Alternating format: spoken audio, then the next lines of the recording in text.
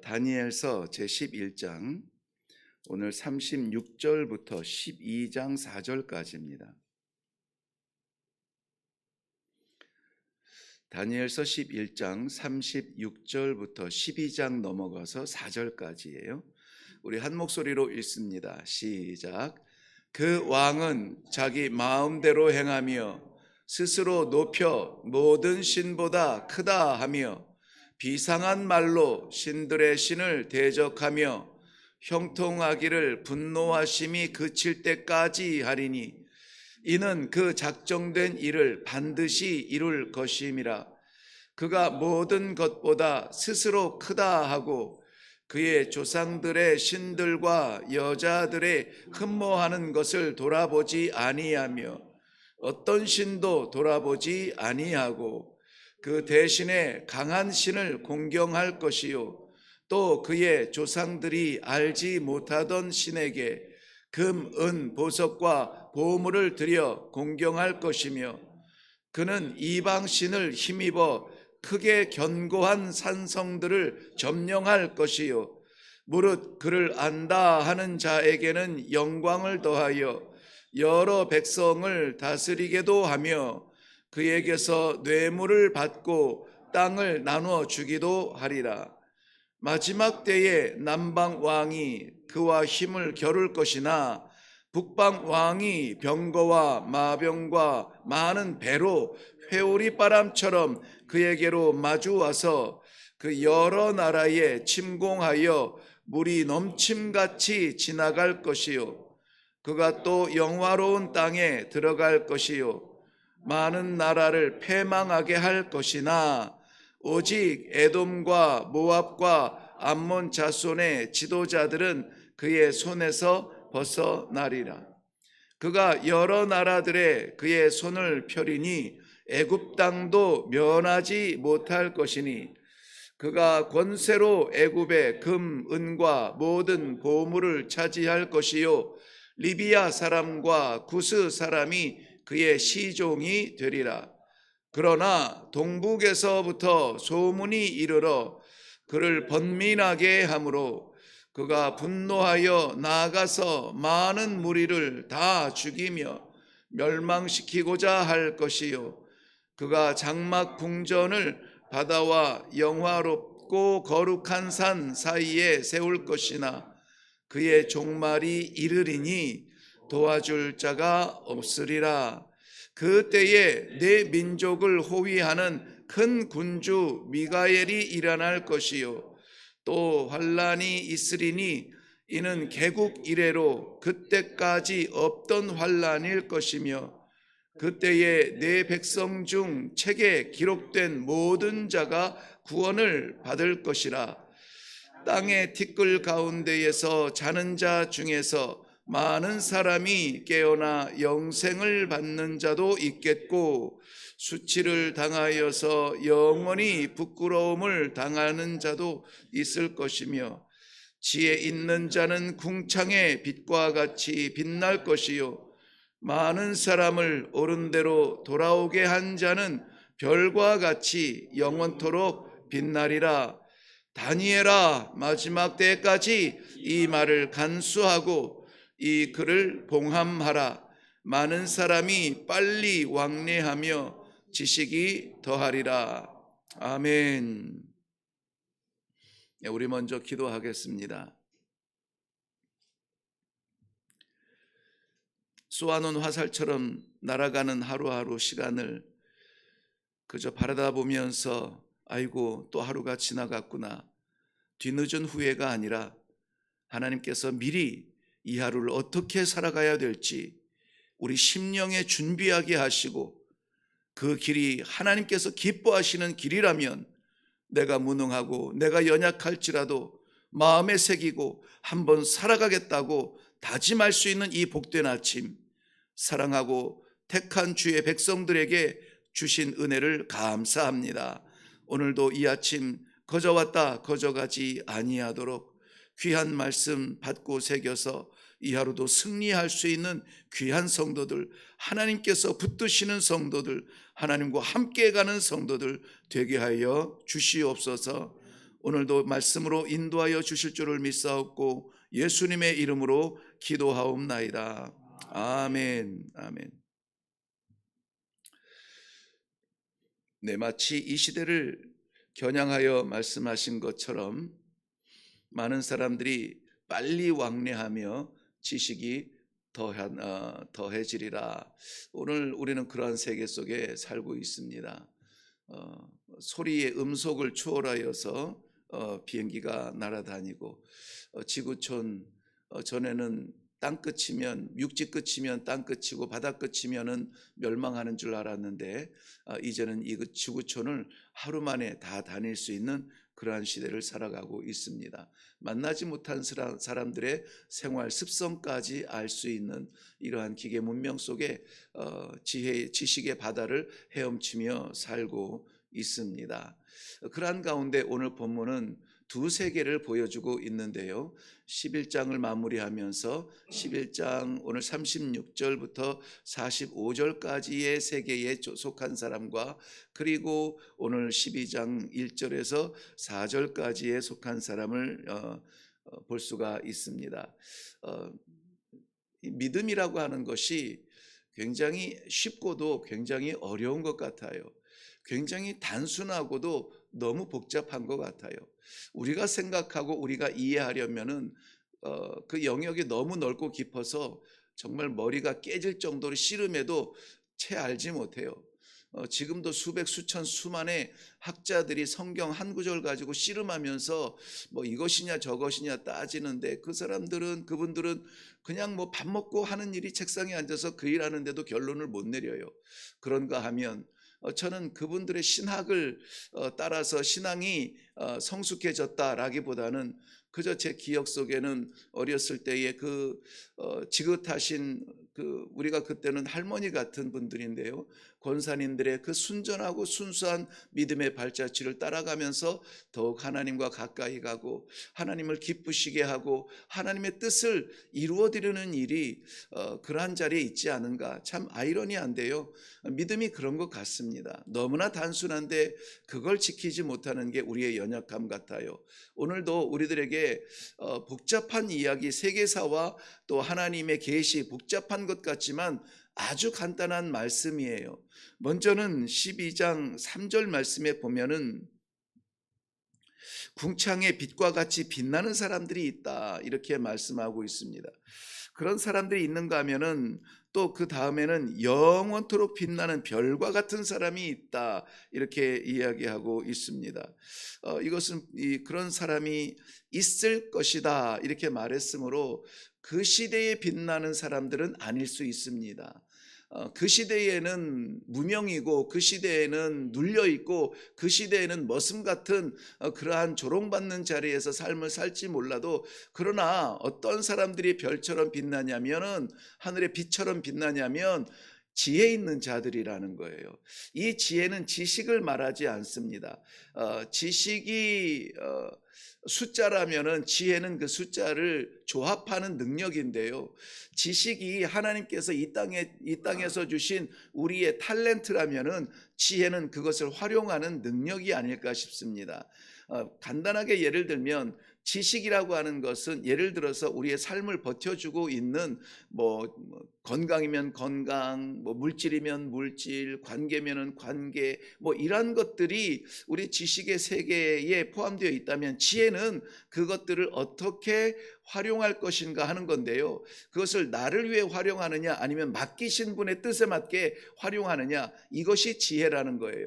그래서 성경은 지식 있는 자보다 지혜 있는 자를 하나님께서 붙드시고 또 지혜 없는 자에게 지혜를 주시거든요. 그래서 이것은 인간이 무엇을 쥐고 있느냐를 자랑하는 것이 아니라 하나님께서 무엇을 원하시는가를 고민하며 찾아내는 그러한 지혜 있는 사람들이 결국은 어떻게 되느냐?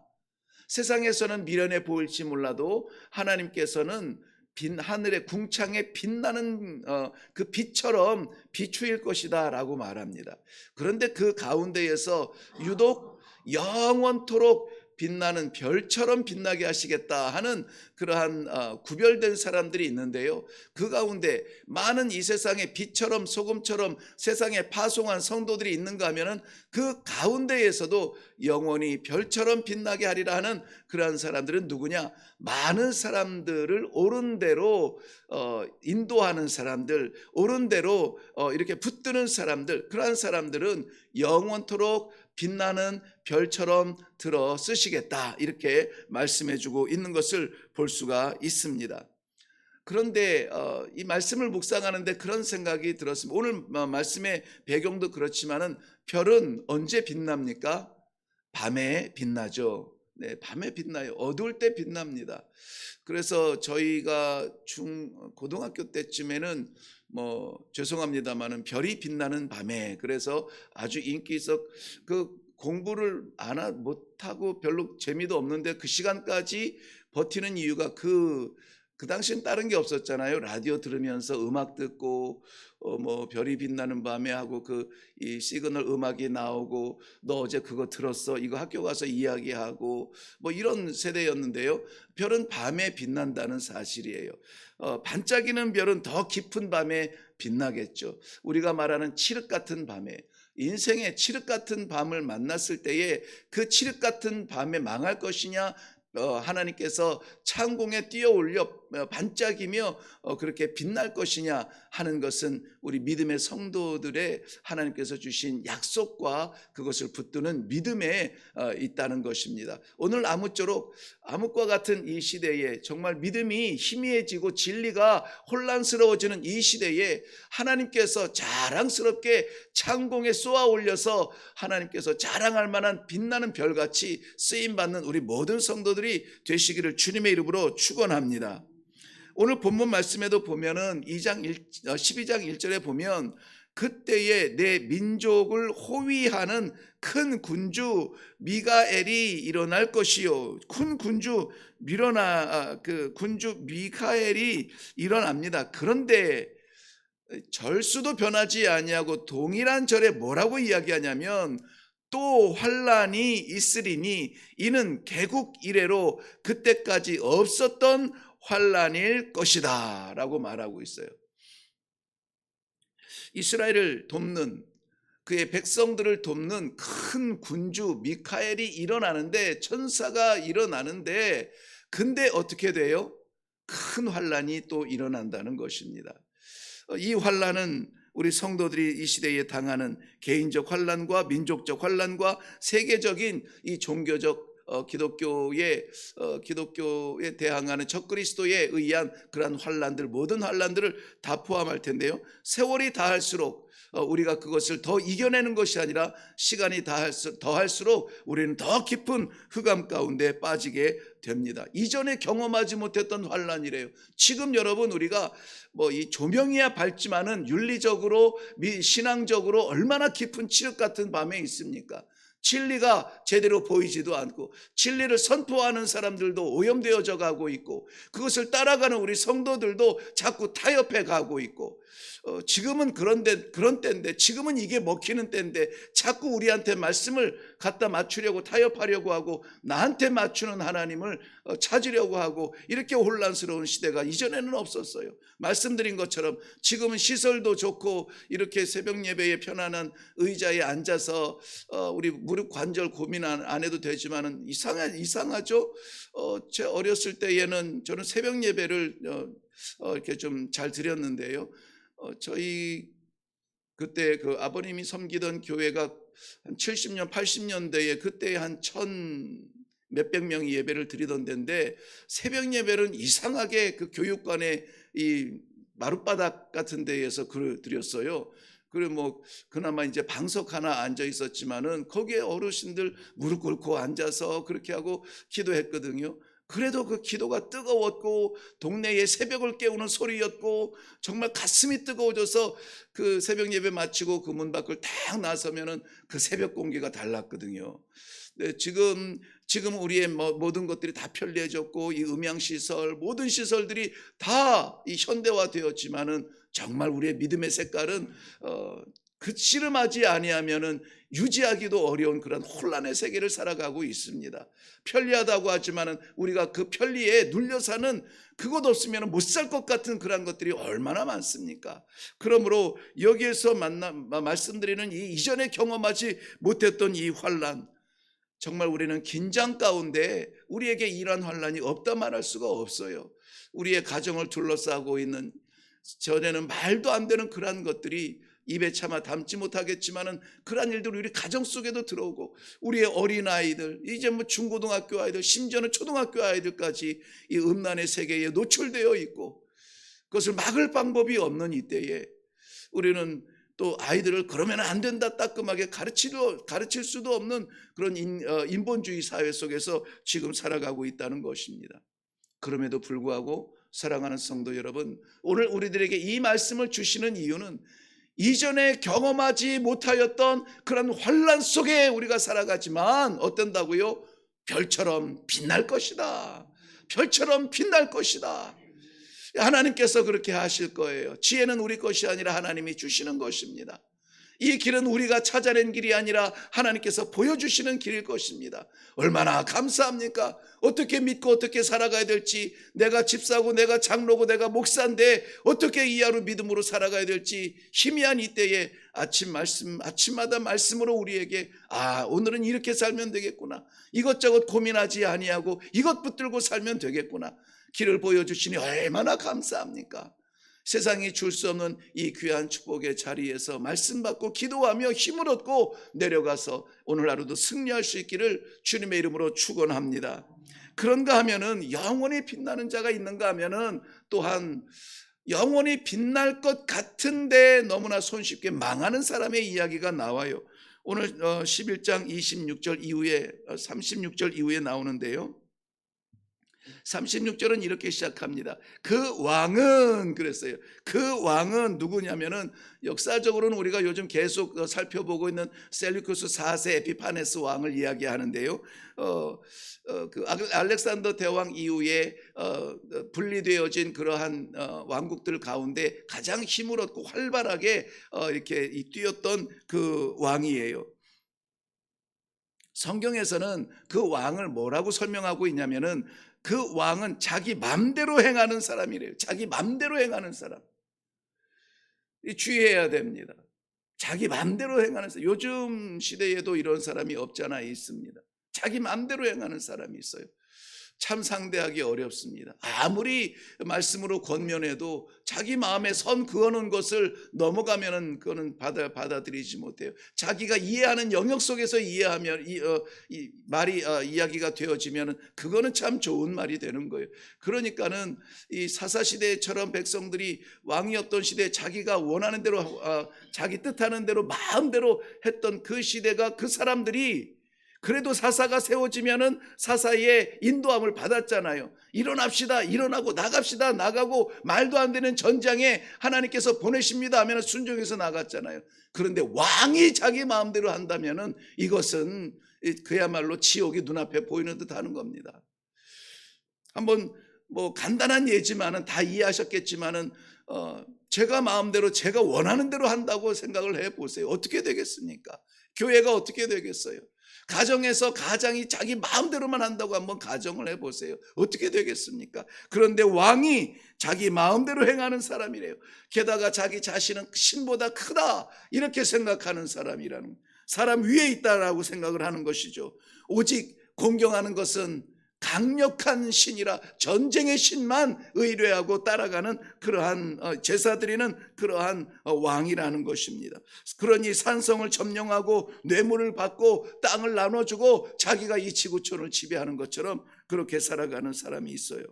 그런 그에게 찾아온 위기가 있습니다. 남방의 왕이 일어납니다. 쳐서 지경을 넓히고 자기 이름을 넓힐지 모르겠지만은 점점 새어나가는 그 구멍을 막을 수가 없어요. 에돔과 모압과 암몬이 그의 손에서 벗어났다라고 말합니다. 그보다 더한 것은 44절 말씀에 보면은 동북에서 불어오는 수상한 소문 바람이 있어서 그가 잠 못 이루는 밤을 보낼 수밖에 없는 두려움 가운데 있는데, 중요한 것은 무엇입니까? 45절은 이렇게 끝내고 있습니다. 도와줄 자가 없으리라. 도와줄 자가 없어.